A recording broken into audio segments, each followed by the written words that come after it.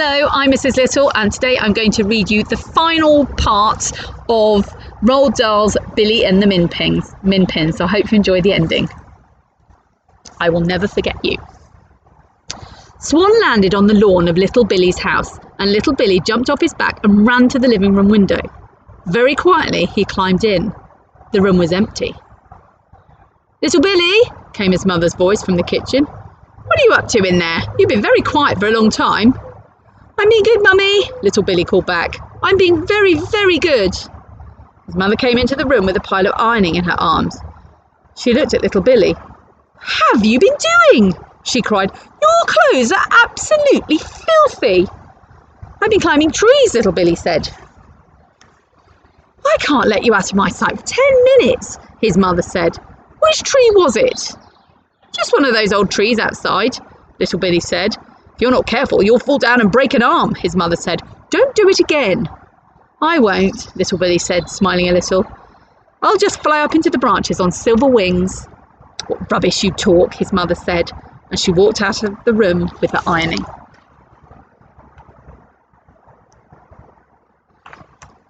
From then on, Swan came every night to Little Billy's bedroom window. He came after Billy's mother and father had gone to sleep, and the whole house was quiet. But Little Billy was never asleep. He was always wide awake and eagerly waiting. And every night before Swan arrived, he saw to it that the curtains were drawn back and the window was open wide so that the great white bird could come gliding right into the room and land on the floor beside his bed.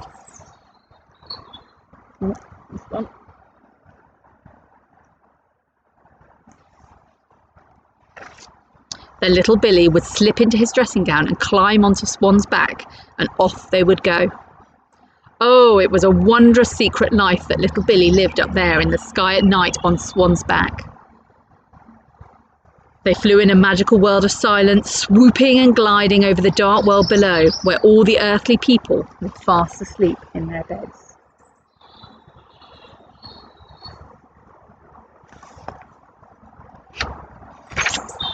Once, Swan flew higher than ever before, and they came to an enormous billowing cloud that was shining in a pale golden light, and in the folds of this cloud Little Billy could make out creatures of some sort moving around.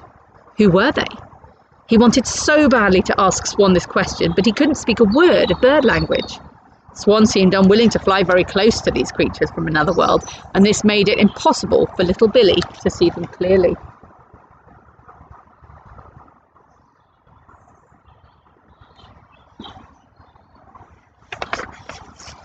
Another time, Swan flew through the night for what seemed like hours and hours until they came to at last to a gigantic opening in the earth's surface, a sort of huge gaping hole in the ground, and Swan glided slowly round and round above this massive crater and then right down into it. Deeper and deeper they went into the dark hole.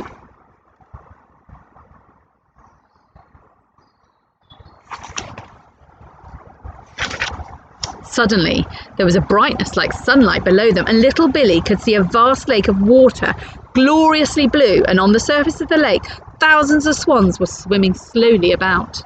The pure white of the swans against the blue of the water was so beautiful.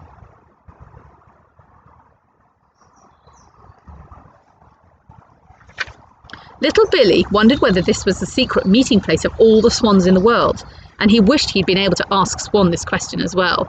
But sometimes mysteries are more intriguing than explanations, and the swans on the blue lake, like the creatures on the golden cloud, would remain a mystery forever in Little Billy's memory. About once a week, Swan would fly Little Billy back to the old tree in the forest to visit the Minpins. On one of these visits, Don Minnie said to him, "You're growing up so fast, Little Billy. I'm afraid that soon you'll be too heavy for Swan." "I know," Little Billy said. "I can't help it." "I'm afraid we don't have any bigger birds than Swan," Don Minnie said. "But when he can't carry you any longer, I do hope you'll still come up here to visit us." I will," Little Billy cried. "I will always keep coming to see you. I will never forget you." "And listen," Don Minnie said, smiling, "perhaps some of us might come down in great secrecy to visit you." "Could you really do that?" Little Billy asked. "I think we might," Don Minnie said. "We could trickle silently down to your house in the dark and creep into your bedroom for a midnight feast." Oh, sorry, wrong way.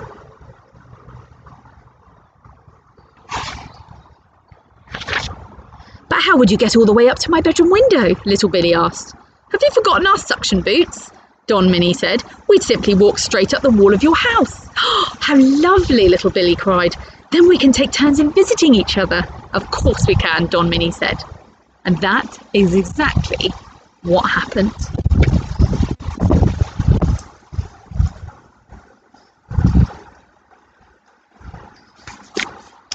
No child has ever had such an exciting young life as little Billy, and no child has ever kept such a huge secret so faithfully.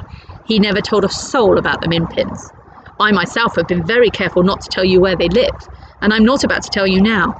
But if, by some extraordinary chance, you should one day wander into a forest and catch a glimpse of a Minpin, then hold your breath and thank your lucky stars, because up to now, as far as I know, no one, excepting little Billy, has ever seen one.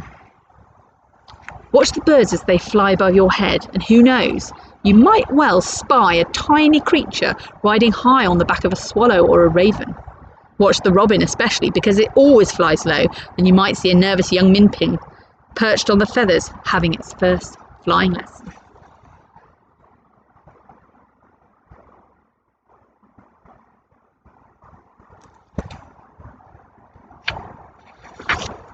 And above all, watch with glittering eyes as the whole world around you, because the greatest secrets are always hidden in the most unlikely places. Those who don't believe in magic will never find it.